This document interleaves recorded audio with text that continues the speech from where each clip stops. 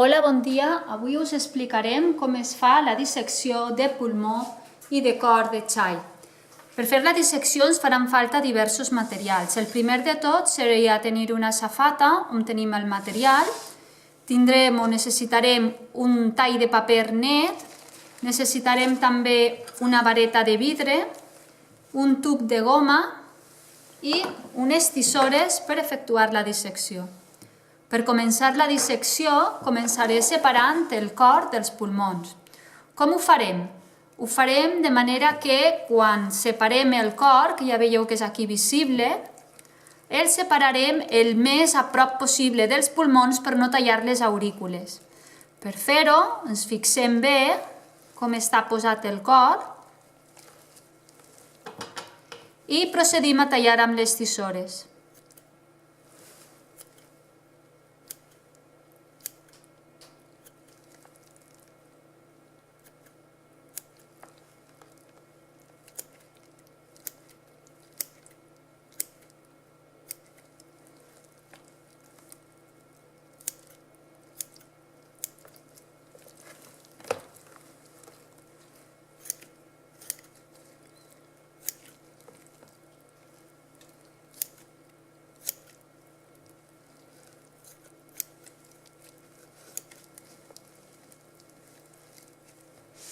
Bé, ja hem separat el cor, n'hi hauria aquest material d'aquí que el protegiria, que el podríem treure. La majoria de vegades no ve. Traiem d'aquesta bossa. I aquí tindríem el cor visible. Tindríem la part anterior, que és aquesta d'aquí, i la part posterior. En la part anterior tenim aquesta veta, com una mica atravessada, i aquí tindríem com una part, diguem, horitzontal amb greix i una mica que baixa cap a baix, fent una petita T. Ara anem a identificar cadascuna de les parts. Tallarem una mica per aquí dalt.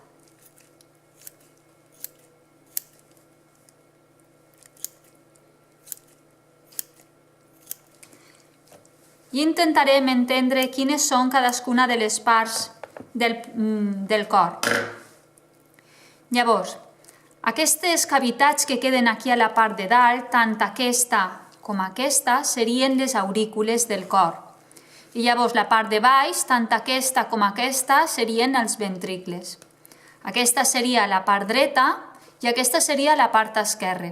La part dreta no queda de manera vertical, sinó que quedaria separada per aquesta veta d'aquí, que donaria idea de com està conformat el cor.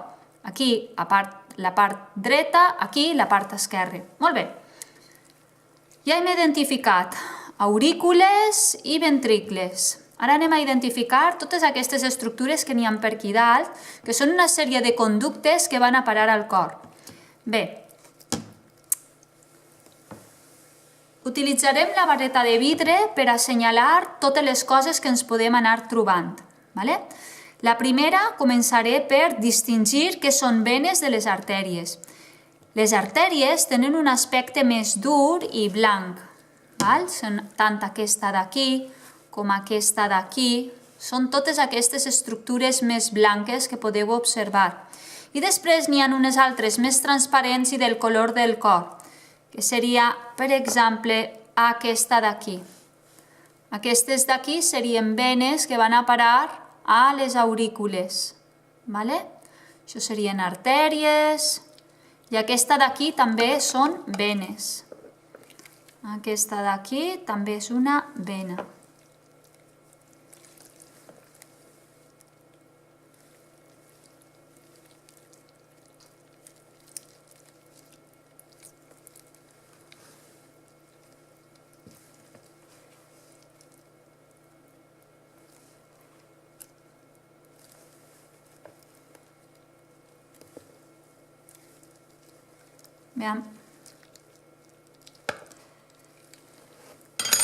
Veiem per aquí per accedir millor. Ara sí. La tenim aquí. Mireu. Aquí. Veieu que té un color més oscur i són parets molt més primes? La diferència de les parets entre les venes i les artèries, les venes són primes perquè de fet són entrades de líquid al cor i les artèries són sortides. Llavors, quan la sang surt bombejada del cor, surt amb força, mentre que les venes entren al cor i entren amb poca força. Vale? Entrarien d'una altra manera, la diferència de pressions és notable. Llavors, si tenim aquesta vena d'aquí, aquesta va a parar a la part dreta del cor, a l'aurícula dreta, per això serà la vena cava. Llavors, quan parlo de l'aurícula esquerra, tindria aquesta d'aquí. Aquesta, per tant, comunicaria, aquesta vena d'aquí, comunicaria amb la part esquerra i a l'altra banda quedaria enganxada amb el pulmó. Estava enganxada abans per aquí. Aquí. Veieu? Que ho hem separat d'aquí. Sí? Tots aquests conductes, aquesta seria una artèria, aquesta seria una altra artèria, aquí es veuen les artèries, i les venes costen més de trobar, que de fet seria, per exemple, aquesta d'aquí, vale? Perquè són, i aquesta d'aquí, perquè són de parets molt primes i queden tancades, vale? I aquesta d'aquí. Vale? Aquesta per aquí,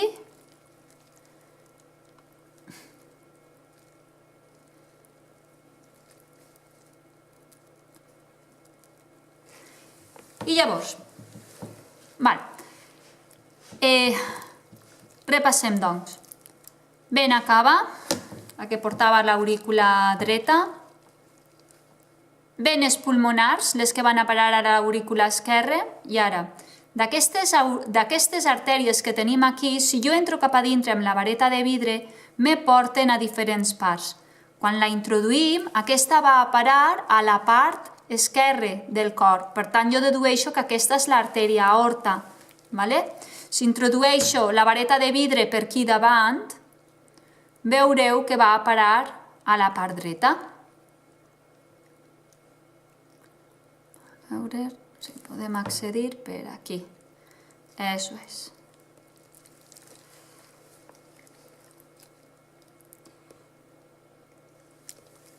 Eso és, aquesta d'aquí. Veieu? Aquí, aquesta seria, per tant, l'artèria pulmonar. Recordeu, del ventricle dret la sang va a parar als pulmons. Aquí s'oxigena i llavors retorna per les venes pulmonars a l'aurícula esquerra. Llavors bombeja cap al ventricle i del ventricle sortiria per aquest conducte d'aquí, que seria l'artèria aorta. Per poder veure-ho més bé, podem fer la dissecció, per això tenim que buscar les venes. Des de les venes fem unes obertures fins al tope on estaria el cor i veureu com és per dintre. Aquí tindríem la part dreta i aquí tindríem la part esquerra. Heu d'introduir les tisores de manera que aneu a parar a un conducte que us porta a les aurícules. En aquest cas seria aquí. Costa una mica de trobar, Llavors, aneu tallant, comproveu que heu accedit a l'aurícula i de l'aurícula passeu al ventricle corresponent en cada part. Quan talleu, mireu de tallar sempre que les mans estiguen darrere de les tisores, estirant del material que esteu tallant. Llavors, veieu la part dreta, aquí, aquesta és la part dreta i la part esquerra. Una curiositat que teniu entre la part dreta i la part esquerra, veureu que aquí la paret és molt més prima que aquí. Per quin motiu? Fàcil. El cor estava molt a prop dels pulmons i això feia que a l'hora de bombejar la sang tinga que fer menys força i per tant aquesta paret no necessita tenir tanta força per empènyer la sang fins als pulmons. Llavors, aquesta sí, aquesta part, la part de l'esquerra, ha de bombejar, el ventricle esquerre en concret, ha de bombejar sang cap a la part de dalt, és a dir, cap amunt i des de l'artèria aorta distribuirà sang a tot el cos. Això fa que necessitem fer molta força i aquí es pot reflectir en la musculatura del cor. D'acord? Molt bé. un cop que ja hem vist l'anatomia del cor, ja podem passar a treballar l'anatomia dels pulmons. Els pulmons estaven enganxats amb el cor i veureu que hi havia com un espai que ocupava el cor. Quina forma tenen els pulmons? Tenen aquesta forma lobular, veieu que n'hi ha aquí, són dos lòbuls separats per una estructura vertical, que és aquesta d'aquí, és un cilindre vertical que comunica amb els dos pulmons. Aquest cilindre seria la tràquea i aquestes dues estructures serien els pulmons. El primer que hem de fer és això, comprovar com són. Llavors, ja hem vist la forma que tenen i ara anem a veure on estava el cor. El cor estava albergat aquí a la part del darrere. En els éssers humans, el cor ocupa un espai i en els pulmons fa que, com que ocupa un espai, tenim que deixar més lloc. Llavors, què passa? Que en aquest cas n'hi ha un pulmó més gran que l'altre. Si us fixeu, aquí teniu el pulmó, el lloc on estava el cor, deixa un hueco i per això veieu que aquest pulmó és una mica més petit que aquest. Veieu? Aquest és més gran que aquest. Per tant, deduïu d'aquí que és que era on estava el cor. Vale? Llavors, ara ja podem passar a netejar la tràquea. Separeu l'esòfag, que és aquest tub que hi ha aquí, el separeu de la tràquea i deixeu la tràquea neta per fer-la visible.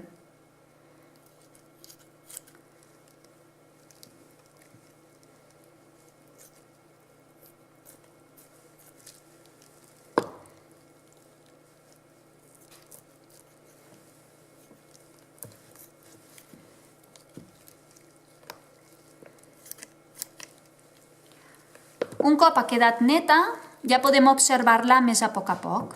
Podeu veure com es tracta d'una sèrie d'anells, és com un cilindre segmentat, que li dona una flexibilitat, podeu estirar i podeu encongir, i veureu que és una estructura flexible però al mateix temps és dura. Llavors, aquí podeu veure com l'aire anirà passant al llarg de tot el recorregut i arriba fins al final sense tenir cap entrebanc, precisament per l'estructura que té. És una estructura dura però flexible. Aquesta estructura la podeu anar resseguint fent un tall longitudinal i un tall transversal.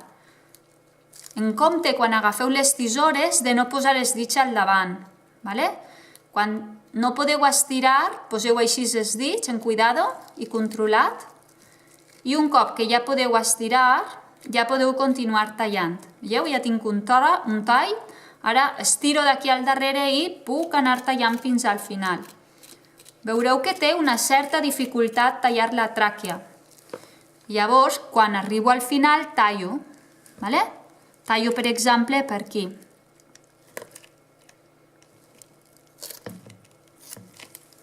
Llavors, veureu que si agafeu entre algun dels anells, costa menys de tallar que si talleu transversalment. D'aquesta manera es talla més fàcil, de manera transversal, que de manera longitudinal, perquè agafeu entre els discos i es pot tallar fàcilment.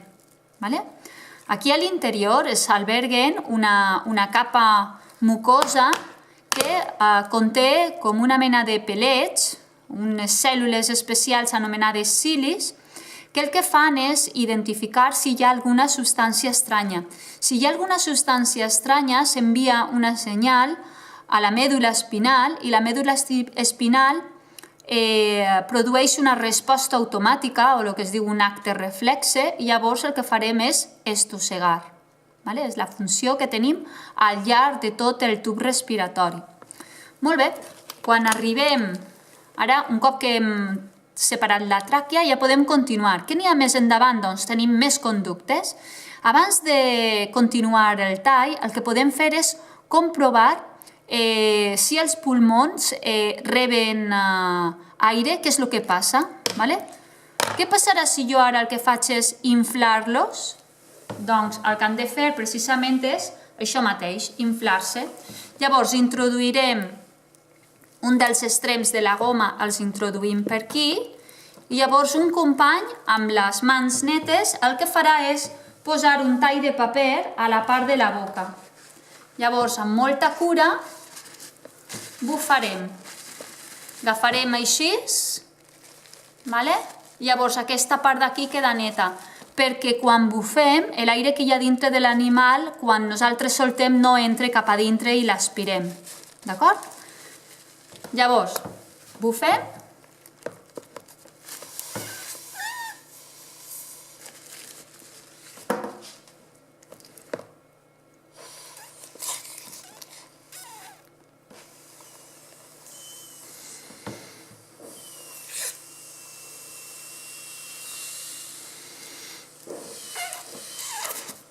Podeu observar com els pulmons han quedat perfectament plens.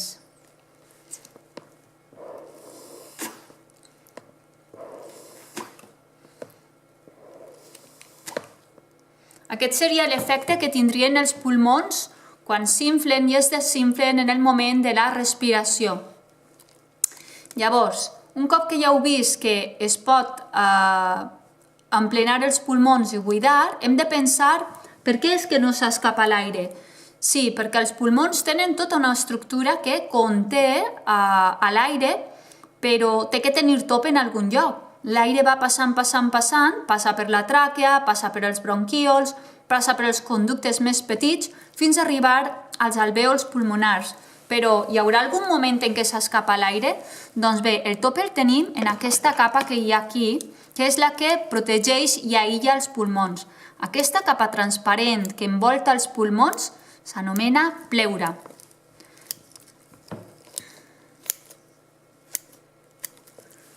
Si la separem una mica, veureu que és com un film transparent.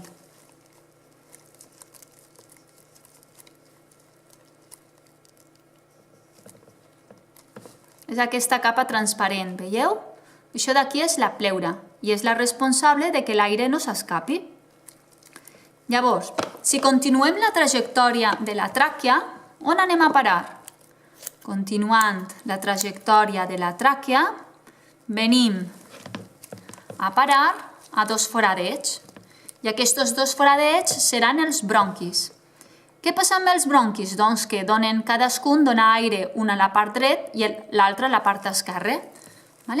Llavors, si anem seguint un dels bronquis, es va subdividint i es van obrint més petits foradets, que és el que dona pas a cadascun dels conductes. Podeu anar obrint, fins al final, fins que ja no pugueu resseguir més. Per exemple, si aneu seguint,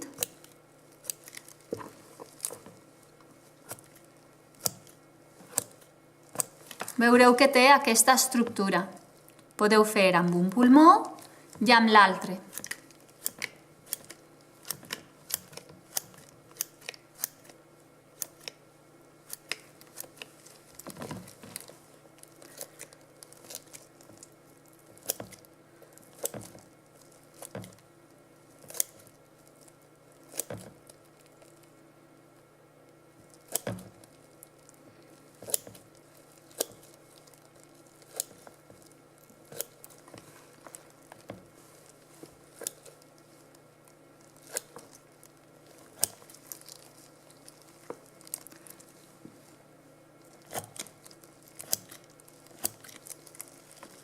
Veureu que aquests conductes tenen un tope i en aquests topes és on es distribueix l'aire per tota aquesta xarxa, aquesta estructura molt ramificada que portarà l'aire a tots els llocs del pulmó. Molt bé, fins aquí seria la pràctica d'avui. Desitjo que us hagi agradat.